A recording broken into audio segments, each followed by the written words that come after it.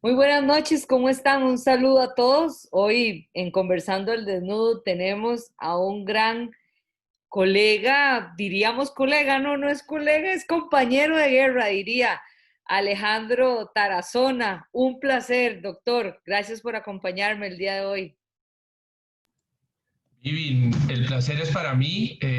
Nos vemos y nos hablamos con mucha frecuencia, pero desde que vi tu primera propaganda me intrigó y mira, me invitaste. Para mí es un placer. Mil gracias. Caíste en la Lo, lo trampa. bueno, lo bueno fue que, como hablamos, no me tocó con la foto saliendo de la ducha, porque si no, Ah, ahí viste, sí viste, hubiera sido con problema. te la puedo poner. Y yo creo que cualquiera que me conoce 5 minutos sabe que lo único que tenía desnudo era el brazo.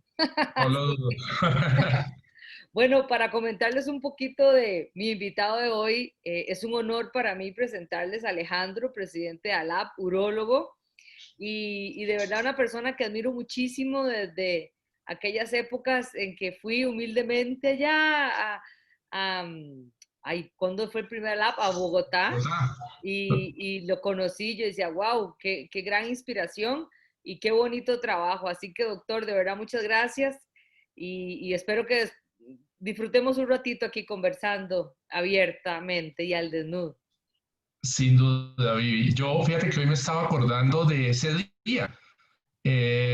Tu contacto, tu nombre me lo pasó Paulo Palma, y me habló de ti y bueno, desde el primer momento en que te dije la locura en que andábamos, dijiste sí y terminaste acá. Sí, Y así es. ahora tu éxito en Cartagena me generó reclamos porque el auditorio se quedó chiquito para ti, entonces, pues bueno, fíjate que fuiste en Cartagena la única que repitió. Yo creo que pocas veces en un congreso se ve que le monten otra conferencia, repetir la conferencia de la persona. Aquí obviamente es un tema de aforo y todos lo manejamos con aforo, pero bueno, ya sabemos que cuando te programemos toca más sillas. No, muchas gracias, doctor. En realidad, un gran grupo de fisioterapeutas que estamos en ALAP y nos sentimos muy felices.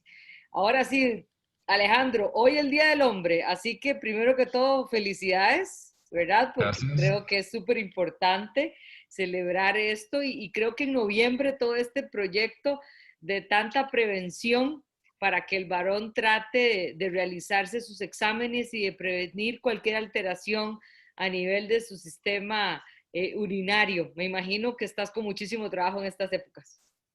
Pues sí, mira que es una época pues de menos trabajo que antes, pero jornadas más largas con la dinámica que todos conocemos. Hoy curiosamente, pues tuve pacientes de eso, de prostatectomía, que están incontinentes, de cómo se afecta esa parte de ego, de masculinidad, del ser. Es que el tema de incontinencia afecta la calidad de vida de una manera importante y hoy la consulta fue muy marcada en eso. Sí. Entonces, pues sí, nos pasa todos los meses, pero pronto está más pendiente. A veces, fíjate que hay mucho movimiento y no es que esté mal resaltando el papel de la mujer, pero el hombre también tiene su corazoncito, Claro. y nos vemos afectados en la parte emocional, en nuestra salud, y tiene las mismas implicaciones de un ser humano, ¿no? En ese tema de igualdad Sí. es eso, es la igualdad en el interior. Totalmente. Yo creo que hay que romper esos paradigmas, primero que todo en el área del suelo pélvico, pensando en que es una área muchísimo más femenina y me parece que esto no es un asunto de género para nada. Me parece que es una situación que nos vincula a ambos y que así como no tiene género, las profesiones cada vez más se tienen que ir entrelazando. Yo creo que el trabajo del urólogo y del fisioterapeuta, el proctólogo, el ginecólogo, son acciones que se suman y nunca se restan. Creo que usted ha dado la tarea de hacer sentir a Latinoamérica en ese proceder, ¿verdad? Porque algunas veces eh, quedamos la fisioterapia no por debajo, porque no lo siento así, pero sino como, bueno, vamos a ver si se puede. Y yo creo que Sí. más bien es un elemento esencial en ese proceso. Mira, la primera vez que vi un trabajo integrado de diferentes profesiones, gineco, fisio, uro, fue hace ya 17, 18 años en Campinas. Me llamó la atención que el paciente era valorado por todos los especialistas. A veces eso, desde el punto de vista administrativo, pues los seguros no lo aceptan, pero en el montaje, yo no sé si aún sigue así, pero en ese montaje se lograba para el paciente mucho. Eh, la idea siempre quedó allí, ¿no? Obviamente aspiramos todos a tener ese tipo de servicios, pero hay que cambiar los paradigmas y hay que romper con los esquemas que nosotros mismos hemos generado y en los cuales hemos crecido. Ahora, cuando ya empezamos a hacer ALAP y empezamos a interactuar, nos damos cuenta de la importancia de esto y cómo hemos crecido todos alrededor de un ambiente donde no son solo las palabras, sino ya los hechos. Ya, mira, creo que en 5 años de ALAP he visto el crecimiento de muchas fisioterapeutas, de mi país principalmente, eh, donde hay mujeres súper valiosas de referencia, pero se han multiplicado. Ya hay muchos más servicios que cuentan con personas que se están formando, que están formadas, que se empiezan a dedicar a esto, porque no es solo integrar, es realmente saber y tenemos que saber todos, los que operamos, los que formulamos, todos. Y si fisioterapia se integra en el tema del lenguaje, de las patologías, en el interactuar del diagnóstico, leer una urodinamia bien, y nosotros entendemos el lenguaje de ustedes que es bastante particular, es ajeno. Nosotros siempre decimos, vaya fisioterapia, pero ¿a qué va? ¿Qué es positivo, qué es negativo? ¿Cuándo un paciente ha evolucionado bien? Honestamente, nunca lo aprendemos en nuestra formación de posgrado. Allí el interactuar es el que nos ha permitido crecer. Creo que se está logrando, falta bastante, falta que todos los que estamos creciendo en esto maduremos en experiencia, pero el camino se está haciendo. Yo creo que día a día vemos esos resultados positivos. Yo creo que Latinoamérica es una tierra rica en todo el amplio sentido de la palabra y creo que desde todos los países hay grandes profesionales y creo que eso estás diciendo es muy importante porque algunas veces nosotros nos tenemos que meter muchísimo en el área de ustedes en el sentido de aprender, de ir a ver cómo hacen la prostatectomía, que la van a hacer con láser, que van a hacer aquí, que van a tocar allá. Bueno, ¿y cómo queda ese paciente para nosotros? Poder identificar cuáles son las disfunciones que quedan para poder rehabilitar ese paciente. Yo creo que es súper importante la mezcla entre ambos profesionales. Y bueno, y vos que sos urólogo, ¿verdad? Pero el ginecólogo y el proctólogo, en realidad todos tenemos una mesa común que es el suelo pélvico y creo que es muy rico. Brasil, Chile, Argentina, Colombia, son países que llevan grandes profesionales en todas las áreas y lo rico es hablar de ciencia, que como yo siempre digo, ninguno de nosotros, a ver, no, yo digo que la ciencia no es un acto de fe, se mide. Y yo creo que eso es lo importante de todas nuestras profesiones, no pensar que se curó, sino comprobar que se hizo. Así Claro. que creo que eso es súper valioso para todos. Y tenemos una buena audiencia el día de hoy y de Ah, qué muchos bueno. países te están saludando y obviamente que de tu querida Colombia. Así que le decimos a la gente que nos está viendo, pues que si tiene preguntas para el doctor, aquí estamos abiertos a Vale. preguntas. Te Doc, decía, dime, no, perdóname. dime.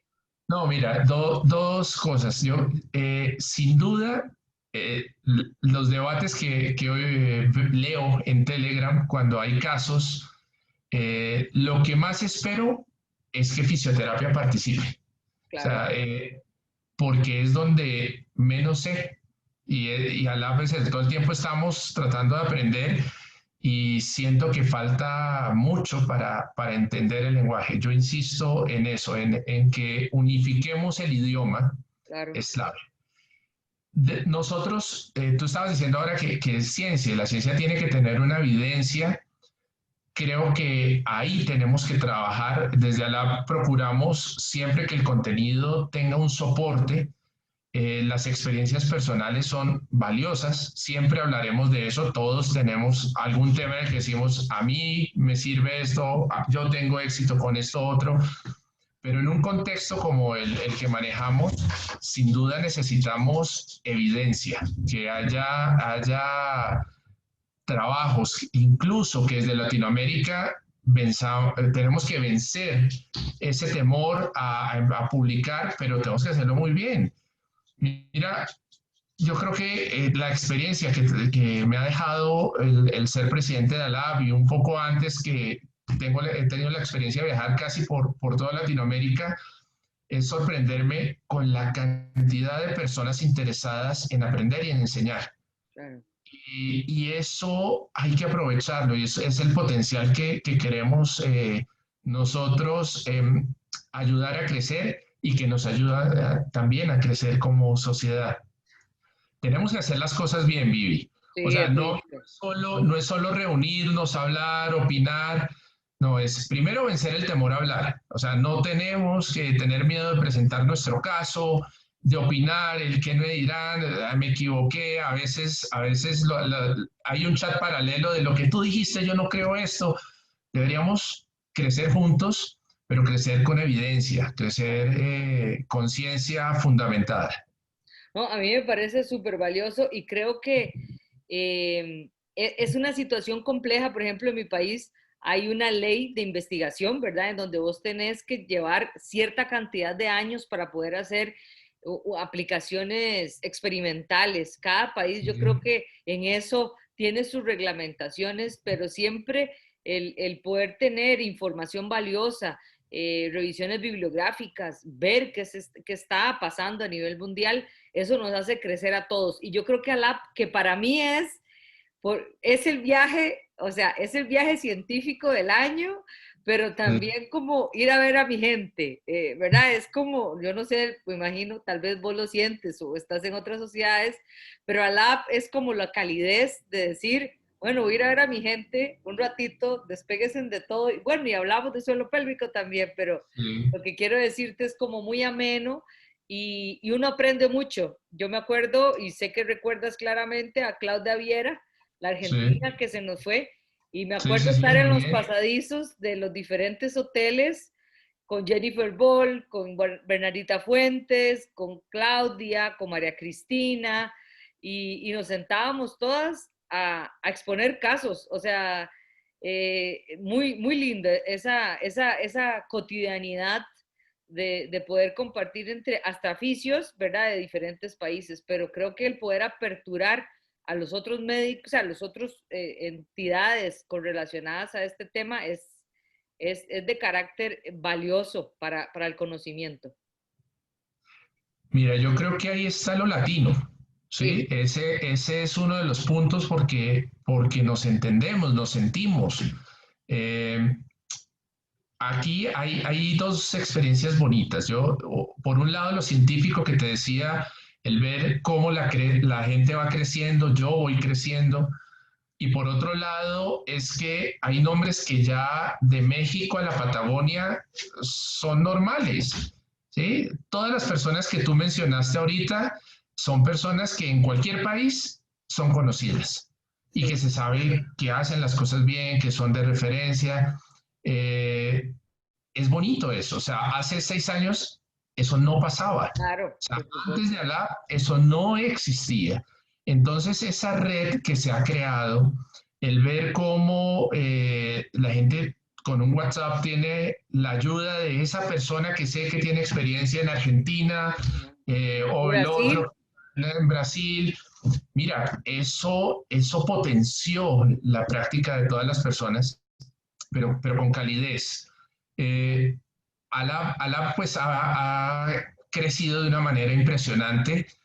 Ya no, probablemente muchos no lo sienten como ese grupo de amigos, pero somos amigos. Lo que pasa es que ya el manejar una sociedad que se ha multiplicado como esta y tener unas responsabilidades legales y todo esto, pues pone ciertas barreras, pero es precisamente para tener un orden. Pero la base es eso, la base es que somos amigos, es que necesitamos o queremos montar un evento y es 5 mensajes y 5 personas que te están diciendo sí. Eso es lo bonito. O sea, es Latinoamérica y lo mejor de todo, te cuento, es que ya ese producto, esa ciencia que se está haciendo, ya trascendió y ya por fuera de Latinoamérica también hay personas que son de referencia y Alab en su contenido académico también está llamando la atención. Entonces, vamos bien por ese trabajo latino, por ese trabajo de amigos. Correcto. Ve, y ahora me voy a pasar a otro segmento de Conversando al Dime. Desnudo, porque siempre le hablamos a la gente común, que les digo yo, a la gente que nos escucha para aprender, porque a veces hablamos para los oficios con gran proceder científico, pero también nos gusta hablar a la gente que nos escucha por el profesional que tenemos al frente. Así que a mí me encantaría, en palabras muy llanas, ¿verdad? Que nos comentes 3 patologías que ves frecuentemente en tu consulta de urología. Mira, probablemente vejiga hiperactiva es de las más comunes, ¿sí? La incontinencia de esfuerzo en las mujeres y la incontinencia masculina. Yo creo que son las 3 situaciones, incontinencia principalmente post prostatectomía radical. Claro. Y yo creo que Ujú. es una cosa que hay que hacer un llamado a las personas, ¿verdad? Yo siempre les digo, a como compran toallas, sepan que se puede rehabilitar, que hay, ¿verdad? Que hay profesionales que pueden acompañarlos, porque me parece a mí que algunas veces se callan muchísimo estas situaciones y no buscan ayuda y resulta bastante complejo. Hay 2 circunstancias. Lo primero es que nos acostumbramos al problema. La incontinencia no mata generalmente. A veces hay depresiones terribles, pero la incontinencia no mata, ¿No no duele? duele, ¿sí? No sangra. Entonces no se interpreta como una enfermedad. Eso está por allá en alguna neurona dando vueltas, pero hay que pensar en calidad de vida. Esto se mide siempre en si tengo la oportunidad de salir, en si puedo socializar, no sentirme que huelo a orina, que estoy mojada, que tengo un accidente. Ese tipo de cosas las tenemos que generar la educación y en el diálogo, muchas veces entre amigos o el paciente con el paciente, es que se entiende que ahí hay que buscar una solución. Es diferente el hombre que va a una prostatectomía y desde antes se le dice puedes quedar incontinente y eso es un tabú y es un temor, pero después de la cirugía al principio dice, el cáncer tengo que curarlo, esto me va a matar, ¿verdad? No me importa quedar incontinente, pero después la realidad es que Claro. eso genera angustia que afecta y mira, el hombre sin duda consulta porque es consecuencia de un tumor. Entonces es una dinámica diferente. La mujer se acostumbra a ir muchas veces al baño, a parar el carro cuando está viajando, a llegar a un centro comercial e ir 1000 veces al baño y se vuelve normal. O incluso algo que no tiene sentido es que dice, me mojo porque se me cayó la vejiga, es normal porque he tenido hijos y eso es, a mi abuela le pasó, a mi mamá le pasó y se asume como normal. No, eso no es normal y ahí tenemos que trabajar. Totalmente, yo creo que es súper importante es esa información que se le va al paciente. Mira, aquí te hacen una Dime. pregunta de una compañera que le dicen al doctor, dice, pregunta, un paciente cuando le realizan una dilatación uretral, le dicen que debe hacerse dicha dilatación en casa. Eh, bueno, ellos nos preguntan a los dos cómo se hace esa dilatación en casa, ¿verdad? Bueno, Bueno, supongo que está hablando de un hombre, ¿sí? yo Pero también creo que debe ser un hombre. Más bien, si nos pueden decir si es un hombre, sería maravilloso, ¿verdad? Pero importante analizar cómo realizar esa dilatación uretral en un varón. bueno, mira, Vivi, permíteme hacer una claridad con algo porque tiene que ver, nos están Claro, oyendo colegas tuyas y es importante aclarar algo. En las mujeres es muy común oír que se les hace dilataciones de uretra, ¿sí? que tienen incontinencia, sobre todo si tienen infecciones urinarias, entonces le dicen, le vamos a hacer dilatación, eso está muy arraigado. O si están en estudios, algún colega puede decir, le voy a hacer una cistoscopia y le dilaté la uretra. Hay que saber que las estrecheces reales femeninas son exóticas. Ujú.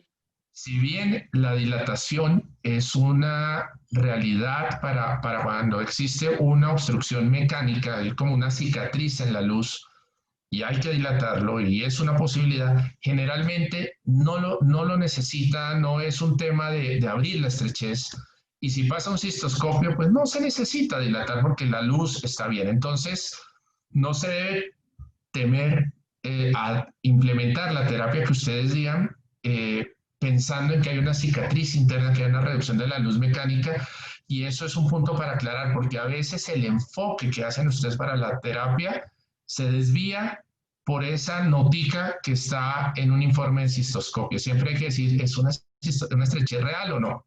Claro. ¿Ok? Ujú. Cerrando ese paréntesis, porque es que lo veo con mucha frecuencia, y dando respuesta a la pregunta que nos hacen, es que la estrechez en el hombre es más compleja, porque es una realidad, puede ser consecuencia de una infección, de una uretritis y dejar una secuela, de un trauma. Por ejemplo, un trauma a horcajadas puede generar una estrechez. Los pacientes con lesión medular o pacientes que necesitan cateterismo con frecuencia y que se hace mal. Ujú. Eh, Aprovecho, vamos a hacer un evento de cateterismo el otro año donde vamos a hablar de eso en la lab, pero el cateterismo mal hecho puede generar estrechez, o la ruptura de la uretra puede generar estrechez, o la misma cirugía. Ahora, Obviamente, la Doc, cirugía. ahí yo quiero ponerme en la parte de fisio, ¿verdad? En el sentido de que en el momento en que me imagino que la persona está haciendo las dilataciones, hay un rompimiento tisular y empieza un proceso de cicatrización que obstruye la luz o el lumen, Es ¿correcto? eso. Ahora, solo ustedes pueden llegar a tratar de romper ese lumen, por así decirlo, porque ¿cómo le llegamos nosotros? Es que ahí es el punto. Fíjate que les mencionaba una cantidad de circunstancias que pueden llevar a la estrechez. Entonces, depende mucho de dónde, de la Claro, uretra del hombre, que es muy larga, está la estrechez. correcto. Entonces, lo primero es saber dónde está. Cuando le decimos a un paciente que se dilate solo, existen dos alternativas gruesas, grandes. Cuando es en el meato o en la uretra distal, en la fosa navicular, es muy cerca del meato en el glande, eh, con lubricación siempre hay que lubricar, y muchas veces con el conito de la lidocaína se puede hacer la dilatación porque es externo. Ajá. Pero cuando es interno, a veces el paciente puede comprar dilatadores y se les enseña a dilatar, pero una estrechez interna, y por eso te mencionaba toda esa gama de Claro. circunstancias, porque no todas las estrecheces son para que en casa la persona se lo haga, la gran mayoría no. Es más, cuando una estrechez se opera y se atiende y otra vez hay que atenderlo, los que hacen reconstrucción de uretra dicen, ok, hay que hacer una uretroplastia. Esa Claro. es una solución por urología. Entonces, no sería responsable de mi parte de forma abierta decir, mira, cómprate una Sí, lidocaína y un claro. tratador y todo. Aquí hay es que entender que si el médico les dice a ustedes o le dice al paciente, hágase esto, tiene que tener un entrenamiento en vivo. Yo no mandaría a un paciente sin enseñarle cómo hacer Claro. y muy seleccionado. En términos generales, siempre para tratar la uretra con mucha lubricación. Cuando estaba con residentes siempre les decía, trate la uretra ajena como si fuera la propia. Si uno le consiente la uretra al paciente, ¿sí? La cuida. Y uno no se va a maltratar su uretra. Entonces, no es un tema genérico de tratamiento. Hay que tener muy claro, Vivi, y para tratamientos que ustedes hagan, si la estrechez es blanda, si es larga, si es corta, si está operada, no está operada, consecuencia de qué, a qué nivel de la uretra está. Todo eso hay Claro. que chulearlo y después se hace. Yo siempre digo el huevo, la gallina, ¿verdad? Que por evolución siempre es el huevo, para que sepas antes que la gallina, porque el huevo sale de los dinosaurios. Entonces hay toda una cadena. Estudié eso para poder decirlo con certeza de que es primero el huevo que la gallina. De que siempre hay que saber el por qué. Es muy diferente que hablemos, por ejemplo, de un paciente que tiene una vejiga neurogénica y que tiene una alteración a la hora de la eliminación de la micción a un paciente que tiene una estrechez de uretra por un proceso de cicatrización, ¿verdad? Son dos cosas totalmente diferentes y tratables totalmente diferentes. Vivi, el paciente con lesión medular es el paciente que generalmente se somete a un cateterismo de rutina. Los niños con mielomeningocele desde chiquitos.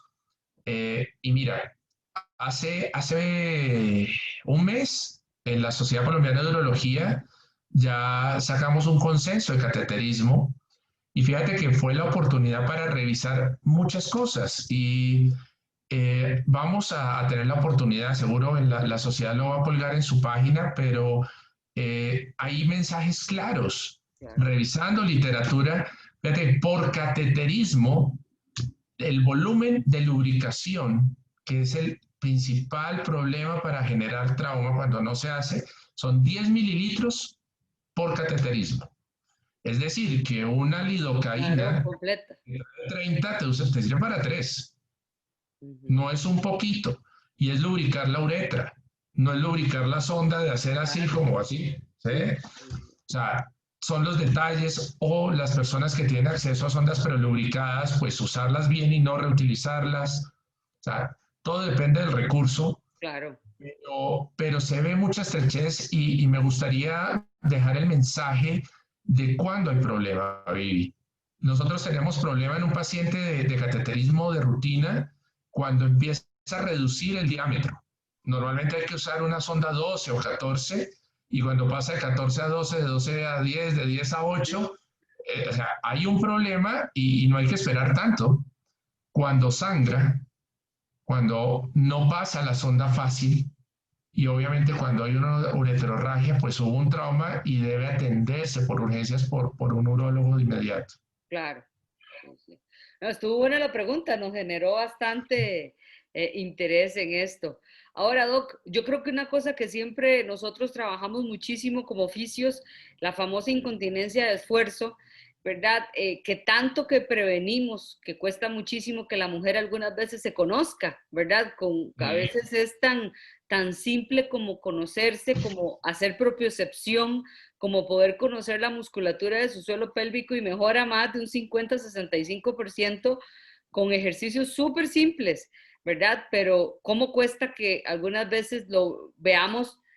Yo siempre les digo, si usted se ve en el espejo y quiere verse los bíceps bonitos y los cuádriceps bonitos, piense que hay un suelo pélvico que usted también tiene que rehabilitar.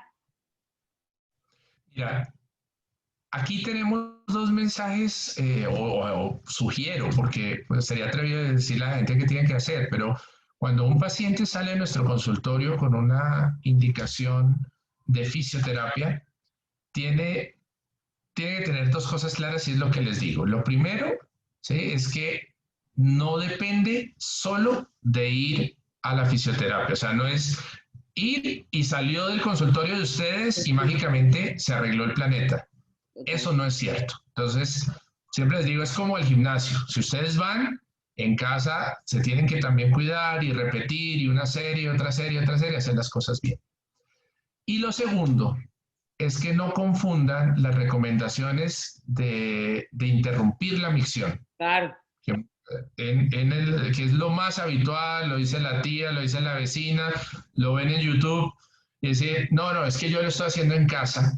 Es más, profilácticamente muchas que no tienen incontinencia lo hacen. Claro. Entonces, es decir, hey, hay una diferencia muy grande entre la recomendación de la hermana, de la mamá, y una fisioterapeuta que haga las cosas bien. Y tampoco es todas las fisioterapeutas. Hay que saber hasta dónde son los límites, como nosotros no operamos todas las cirugías y sabemos qué colega hace cierta cosa y cierta no. No toda la fisioterapia, eso sabes tú más que yo, es para todas las mujeres. Eso no es una camisa universal. Y ese mensaje tiene que salir desde el consultorio, buscar la mejor opción siempre. Totalmente. Y yo creo que lo más difícil en nosotros es que ese paciente continúe el tratamiento, que logre, y siempre les decimos, esto no es temporal, esto va a ser para siempre, ¿verdad? En el De momento en acuerdo. que usted deje o discontinúe la cantidad de ejercicios que realiza, vamos a perder el efecto, ¿verdad? Porque yo sé que es muy fácil, yo siempre le digo, es como uno de los gordos, que uno se quiere tomar una pastilla de estar flaco el otro día. O sea, no, es que hay que cambiar los hábitos, hay que comer bien, hay que hacer ejercicio siempre y así es la fisioterapia, o sea, es continuidad. Totalmente de acuerdo, totalmente de acuerdo. Y nosotros, como médicos que prescribimos la fisioterapia, a veces lo ignoramos. Claro. También queremos, mira, hay dos jugadas que no me parecen tan honestas. Una es esa paciente que no sé qué hacerle, vaya a fisioterapia, ¿sí? Sí, o sea, eso me parece desleal porque es que igual no hay magia, esto es Claro, ciencia, ¿sí? Entonces debe tener una razón de ser esto. Y en la comunicación, Vivi, claro, la claro. comunicación mira, yo logro esto, no pasa esto. Cuando ustedes nos retroalimentan, cuando empezamos a tener un lenguaje común, el paciente es el que se beneficia. No, totalmente. Yo creo que, como te digo siempre, el huevo o la gallina. O sea, si a mí, yo no sé claramente qué es la disfunción que se está produciendo. Y yo creo que en esto, yo sí soy muy estricta con los conceptos fisioterapéuticos, porque si nosotros hablamos de una patología, es un aspecto médico. Pero ¿qué es lo que sucede? Que hay una disfunción en alguno de los sistemas muscular, nervioso, tejido conectivo, que nosotros tenemos que trabajarlo. Entonces, siempre hay que saber doble, porque hay que saber la patología y qué es la disfunción a nivel del movimiento, porque al final de cuentas nosotros somos ingenieros del movimiento. Si el esfínter anal no cierra, si el esfínter uretral no funciona, etcétera. O sea, si hay dolor pélvico crónico y hay una alteración en el movimiento pélvico, siempre es movimiento. Entonces, yo siempre le digo a los colegas, a los estudiantes, usted tiene que saber la patología, pero más importante, ¿cuál es la disfunción que nosotros vamos a solucionar? ¿Verdad? Porque si usted no sabe que si la vejiga neurogénica vamos a alterar, ¿verdad? Esa hiperactividad, por eso estoy hablando, por pensando en una hiperactividad del detrusor más, bueno, Sí. piensa que no es lo mismo que una vejiga por incontinencia por esfuerzo. Entonces, si crees que es una misma panacea, el paciente no va a tener las alternativas correctas, que yo creo que eso es súper responsable para nosotros los fisios, ¿verdad? Mira, te cuento una lucha personal y un conflicto que me generaba ver eh, que fisioterapia era comprar unos aparatos de Sí, retroalimentación conectadas, unas señoras enchufadas en cabinitas, porque eso es enchufar gente, ¿sí? Con personas no entrenadas, depende de su profesión, no viene el caso, pero no fisioterapeutas, no entendían la dinámica, no entendían la razón de ser, y fisioterapia no es un aparato. O sea, esto no, no, estamos muy lejos de eso. ¿Y cómo fue ese salto en los últimos años cuando ustedes empezaron a mostrar lo que hacían y la diferencia en el conocimiento? A veces un paciente no necesita, ustedes lo hacen, no. Hay señoras que no pasan por un aparato, claro, pasan por un reentrenamiento completo que ustedes les hacen. Entonces, esa búsqueda de esa dinámica, del equilibrio, entender que el piso pélvico es movimiento permanente, es energía, claro, es que es la parte nerviosa que está atrás. Nosotros somos corriente. O sea, el músculo y todas las estructuras tienen una energía que hay detrás y empieza ahí el problema. Ese conocimiento no se da de la noche a la mañana, Vivi, y eso lo hacen las fisioterapeutas. Las que están entrenadas en esto lo manejan perfectamente, pero hay que seguir empujando y nosotros reclamando y no remitiendo a quien no está entrenado, porque es que eso también es malo. Cuando hacemos una mala indicación o es tan malo para el paciente como cuando no recibe el tratamiento adecuado por la persona que no es. Totalmente. Aquí tengo dos preguntas que creo que tal vez una Dale. la puedo contestar yo, pero dice que qué tan efectivo es utilizar EMS para la incontinencia urinaria. Bueno, yo te diría que más que para incontinencia tienes que saber que para qué tipo de musculatura, si fibra blanca, fibra roja, y en qué momentos y que con qué dosis. Recuerden que siempre que hablamos de agentes electrofísicos, la ventana terapéutica y la dosis, como una pastilla o un medicamento, tiene que ser la ideal para cada persona. No podemos generalizar, todo tiene una dosis específica.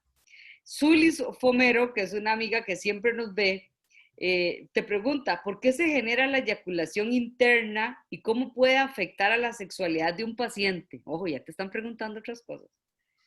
Vale, mira, definamos, tratemos de ponerlo primero para que todo el mundo entienda de qué estamos hablando.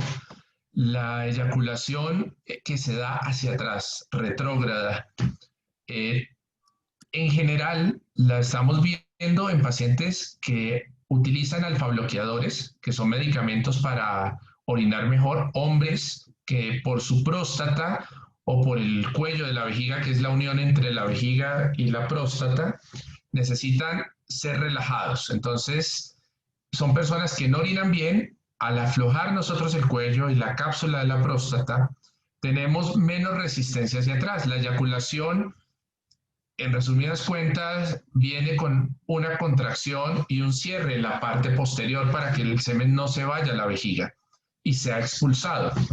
Cuando farmacológicamente, con medicamentos de este estilo, para orinar mejor, para prostatismo, o cuando hemos operado al paciente de prostatectomía para orinar mejor, aquí ya no es radical por cáncer, afectamos la anatomía y el cuello queda abierto. No es un cuello que tiene una dinámica, tiende a ser abierto, tiende a ser rígido. Entonces la orina pasa más fácil, pero la presión hacia atrás se da. También. Entonces, eh, es una circunstancia eh, que debemos explicar cuando formulamos al paciente. Casi que todos los alfa-bloqueadores producen este efecto. No podemos predecir en quiénes va a pasar y en quiénes no. Cuando hacemos cirugía lo tenemos que anunciar. Y finalmente, el paciente lo tiene que entender y su pareja lo tiene que entender de esta manera. La gran mayoría de pacientes que llevamos a este tipo de cirugías son pacientes que no están buscando fertilidad. Por su edad, la gran mayoría ya cumplió esa etapa. Pero cuando lo usamos en jóvenes, tenemos que hacer un balance. Es más un tema reproductivo. A veces es un tema que la eyaculación es una situación de la dinámica de la pareja, de la sexualidad de la pareja. Y pues si se da, a veces, hombre, eyaculas o estás orinando varias veces al día, bien o mal, Uh -huh. ¿sí? No debería afectar la sexualidad, salvo que la eyaculación sea muy importante en la dinámica. Te quiero contar que para los hombres a veces hay reclamo en términos de su pareja, en que la eyaculación es un símbolo de haberlo hecho bien, de haber logrado lo que se Claro, quería, del objetivo de esa relación. Porque se confunde eyaculación y orgasmo. claro. Entonces, tenemos que educar en esos dos sentidos también. Bueno, ha sido súper provechoso. Ha sido uno de los conversando al desnudo más científicos que hemos tenido. Así que, Alejandro, estamos muy bien y ve que no te he quitado ni la corbata. Eh, yo quiero darte las gracias, de verdad. Este ratito ha sido súper ameno. Hemos tenido mucha gente que nos está viendo y que los invitamos, yo creo que a formar parte de esta vínculo que tenemos a nivel latinoamericano, que es la Asociación Latinoamericana de Piso Pélvico, y que nos sentimos súper orgullosos de formar parte los diferentes profesionales y te felicito por ser nuestro presidente. Vivi, gracias. Te agradezco el espacio. Mira, pasó el tiempo y no me di cuenta. Me divertí. Cuando tú me preguntas algo y lo sé, trato mira, me tienes es que frenar porque disfruto mucho el comunicar y creo que eso es lo que también hemos procurado con la sociedad. En estos días dimos un paso gigante, nos tiene felices y ya tenemos una nueva plataforma de miembros. No sé si hiciste tu transferencia a esa zona, pero vale Sí, la sí, ya pena. lo pasé. Bueno, y viste que hay una biblioteca genial. Eh, Esto nos facilita ver las conferencias que no pudimos asistir. ALAB tiene invitaciones a diferentes congresos y la gran mayoría de las que no tengan protección, o más bien nos den la autorización legal para hacerlo, estarán allí. También tenemos las actividades de escuela virtual que se hace todos los meses y eventos como el que va a ser para fisioterapia en diciembre. Es una nueva plataforma que tenemos de eventos, es una semana completa, va a ser en zona de miembros, entonces los invitamos para que lo disfruten, para que se hagan partícipes de lo que es la sociedad, conscientes. Mira, hay una realidad que estábamos viviendo en unos países incluso más fuerte que en otros con la pandemia. La parte económica de las personas que trabajamos en salud no está bien, como no lo está en otras profesiones. Y el año entrante, todos nuestros eventos, incluido el Congreso, van a estar incluidos en la membresía. O sea, no hay en el mundo una sociedad con un precio como el que tenemos, muy ajustado a la realidad de Latinoamérica, con un esfuerzo gigante para que sigamos avanzando, para que no esta situación no genere un obstáculo. Hasta nos divertimos, nos reunimos, aprendemos. Entonces los invito a navegar nuestra página, a estar presentes, a inscribirse, a renovar los que no han renovado y a seguir empujando por un muy buen objetivo. Realmente es noble la idea, como la planteó Pablo, desde un principio fue de educación para todo el mundo. Fue de educación donde se interactúa. El concepto no es solo de palabra, es de realidad. El poder acceder a conferencias de colegas, el cómo el colega de otra profesión o el profesional de otra profesión ve la misma enfermedad que nosotros vemos. Aquí está siendo una realidad, Vivi.